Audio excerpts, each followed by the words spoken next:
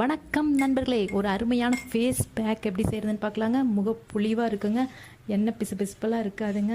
அதுக்கு எப்படி பண்ணுறதுன்னு பார்க்கலாங்க. நண்பர்களே, லைக் பண்ணுங்கள், சப்ஸ்கிரைப் பண்ணுங்கள். ஒரு பிளேட் எடுத்து வச்சுக்கோங்க. அதில் பார்த்தீங்கன்னா 2 ஸ்பூன் சர்க்கரைங்க, வெள்ளை சர்க்கரை. அது கூட அரிசி மாவுங்க 1 ஸ்பூன் சேர்த்திக்கலாங்க. வீட்டில் நம்ம அரைச்சி வச்சுருப்போம்லங்க, அந்த அரிசி மாவு தானுங்க. ஒரு 2 ரூபா காஃபி தூள் ஒரு பேக்கெட் அப்படியே போட்டுருங்க.